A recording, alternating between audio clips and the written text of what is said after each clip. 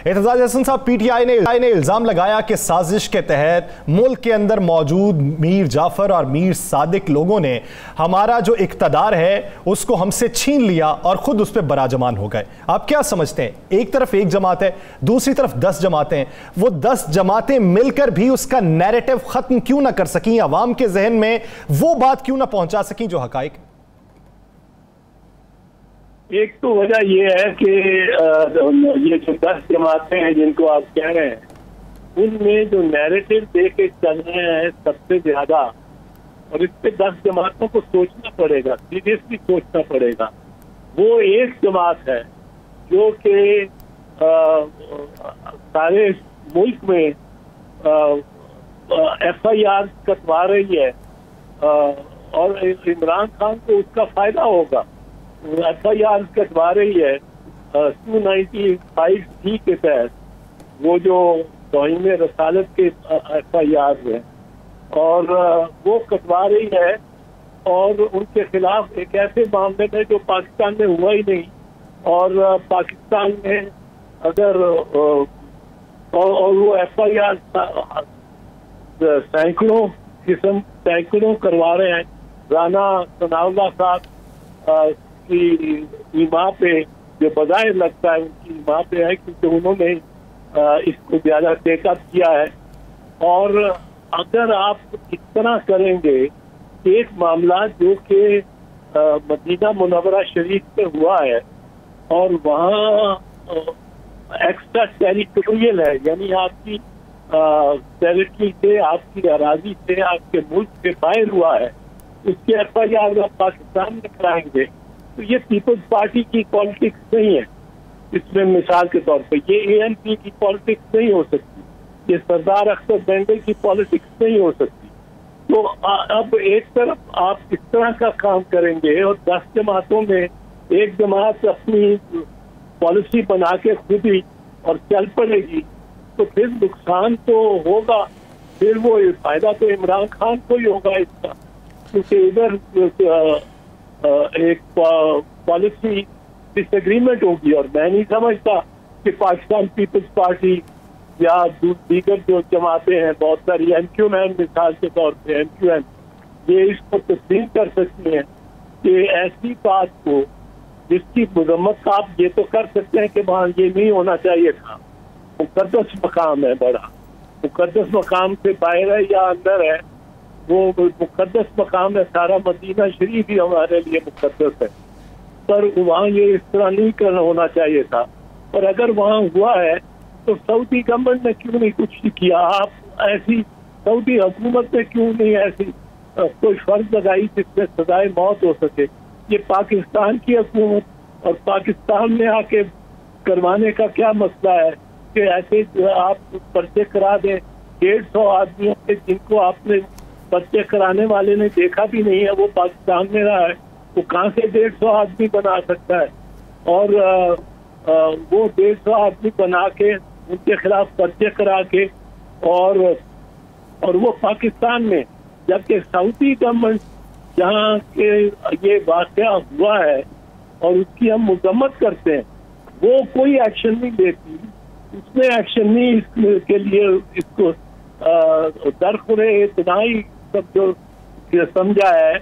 कुछ आदमी पकड़े हैं जिनको जो भी सजाएं हैं या निकाल देंगे, मुल्क से मुल्क बदर कर देंगे, पर वो ऐसा FIR नहीं किया। यहाँ सनाउल्लाह साहब करवा रहे हैं, और इसका आपको पता नहीं कितना ज्यादा असर हो सकता है अगर खाना खासा कोई FIR के मामले में कोई हेयरिंग हो रही हो अदालत में, और वहाँ कोई जुनूनी पहुंच जाए, और जो मुल्ज़मान है जिन पे इल्जाम है कि उन्होंने सऊदी अरब में ये जुर्म किया है, और उन पे थाना फैसलाबाद में मुकदमा चल रहा है, तो जान का नुकसान हो जाए या कुछ हो जाए, तो उससे कितना नुकसान और कितनी कशीदगी बढ़ेगी ये हुकूमत मैं नहीं कह रहा हूँ, ये मुस्लिम लीग नवाज के की दहलीज पे मैं ये इल्जाम रख रहा हूँ।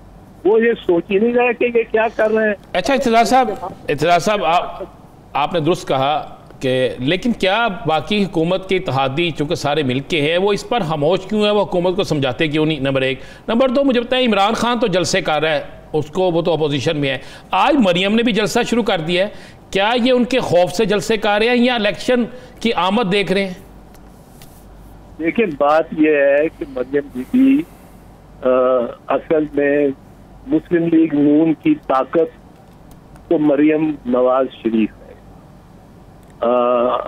شہباز شریف صاحب وزیر اعظم ضرور بن گئے اور وزیر اعلیٰ حمزہ بن گئے، پر اگر آپ پوچھیں مجھے تو مریم بی بی نے اصل جنگ لڑی ہے جس کے خلاف بھی اصل جدوجہد، جنگ نہیں کہنا چاہیے، جدوجہد کی ہے تو اس نے کی ہے اور یہ رستہ بنایا اور یہاں تک لے کے آئی ہے کہ عمران خان کی اور پی ٹی آئی کی حکومت کا خاتمہ ہوا ہے اور یہ ہماری مخلوط حکومت کو یہ موقع ملا ہے.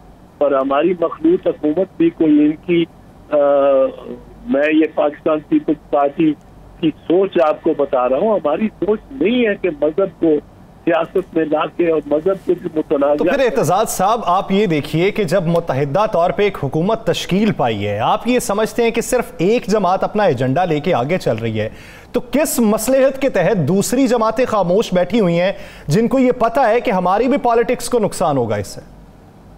نہیں، ہم کوئی یہ پبلک میں تو نہیں لانا چاہ رہے نا کہ کیا ہم نے ان سے بات کی ہے اور کیا کوئی اس پہ ہو رہی ہے. یہ باتیں ہوتی رہتی ہیں اور ہم اس سے بالکل قطعی طور پہ اپنے آپ کو ڈسٹنس کرنا چاہتے ہیں. میں آپ کو یہ عرض کر رہا ہوں، فرحت اللہ بابر صاحب نے بھی ایک پرسوں بات کی ہے، غالباً یا کل شام کو بات کی ہے اسی سلسلے میں. ہم اسے ڈسٹنس کر رہے ہیں کہ ہمارا اس قسم اس طور پہ مذہب کو ریاست یا پالیٹکس میں یا اپنے حریفوں کے خلاف استعمال کرنے کا کوئی ارادہ نہیں ہے. نہ ہم سمجھتے ہیں کہ یہ درست ہے کہ الزام لگا دیں ہم اتنا ایسا الزام جس سے لوگ جذباتی ہوتے ہیں، جس سے لوگ بے قابو ہو جاتے ہیں جذبات سے اور وہ جانے خطرے میں پڑ جائیں، اور جن کا یہ بھی نہیں پتا مطلب ہے سمجھ آتی کہ کس طرح بیرون ملک جرم کو آپ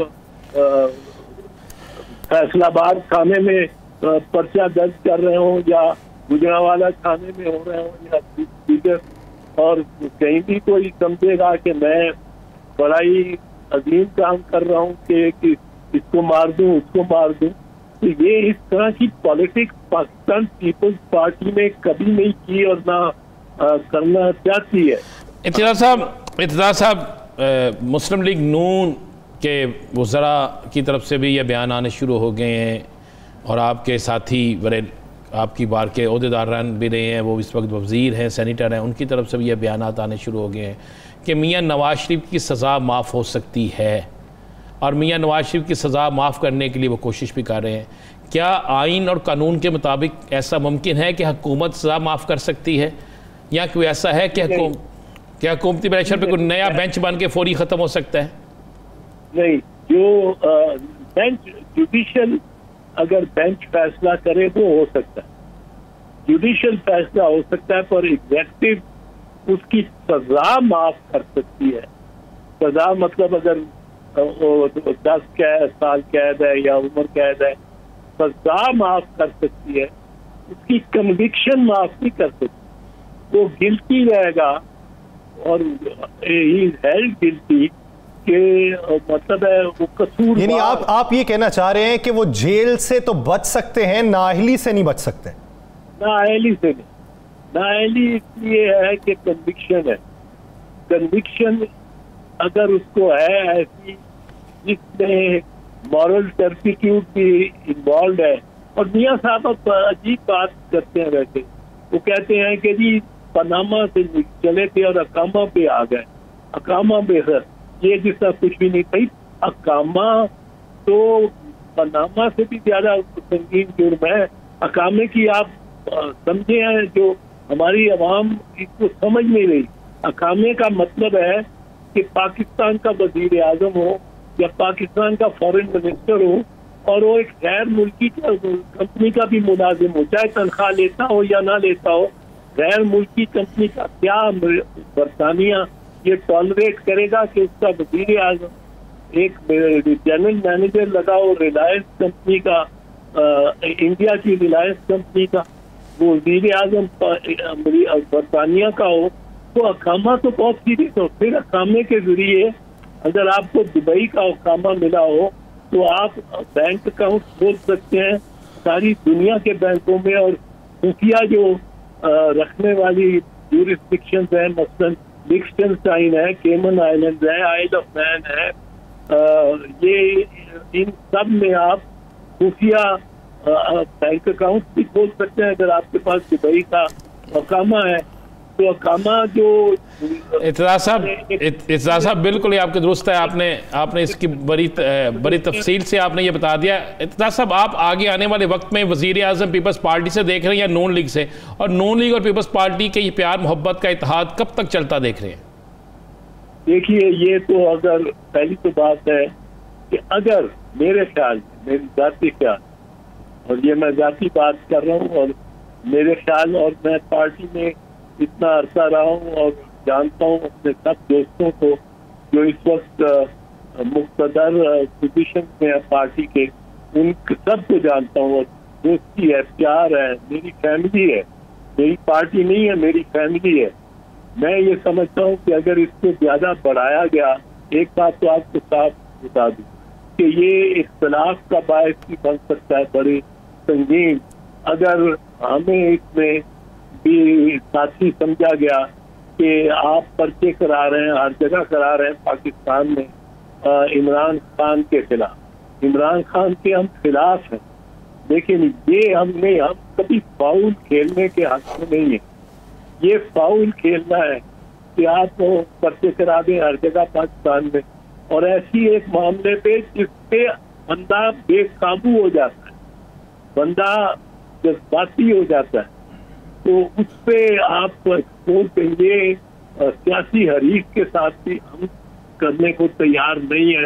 اور یہ پاکستان پیپلز پارٹی، جس کو میں نے جب میں صوبائی وزیر تھا تو بھٹو صاحب شریف وزیر اعظم تھے، پھر میں نے بی بی کے ساتھ کام کیا ان کی کابینہ میں اور ان کے ساتھ سینٹرل ایگزیکٹو کمیٹی میں، اور آپ آصف علی زرداری اور چیئرمین بلاول کی جو سیاست اور سوچ ہے، اس کو جہاں تک میں سمجھتا ہوں ان میں بہت بردباری ہے، اور وہ ایسی کبھی کوشش نہیں کریں گے جیسی میمو گیٹ میں ہوئی کہ ایک انفیئر ایڈوانٹیج دیا جائے اور کسی کو جان کے لالے ڈال دیے جائیں. تو یہ ایک ایسی بات ہے جس سے بہت زیادہ اختلاف شدت پکڑ سکتا ہے. تو میاں صاحب کو، رانا ثناء اللہ صاحب کو روکنا چاہیے، میاں صاحب روکیں ان کو، اور اس کو کنڈیم کریں، اس پریکٹس کو کہ یہ پرچے ہر جگہ جو ہو رہے ہیں، پرچے ہر جگہ جو ہو رہے ہیں یہ نہیں ہونے چاہیے. اس سے لوگوں کے جذبات کو آپ ابھار رہے ہیں اور پھر ایسی خانہ جنگی شروع ہو سکتی ہے جس کو روکنا ناممکن ہے. پاکستان مسلم لیگ نون کو اس کا نقصان ہوگا، پاکستان پیپلز پارٹی اس کا حصہ نہیں بننا چاہتی. بہت شکریہ اعتزاز احسن صاحب اس اپنا وقت دینے کے لیے.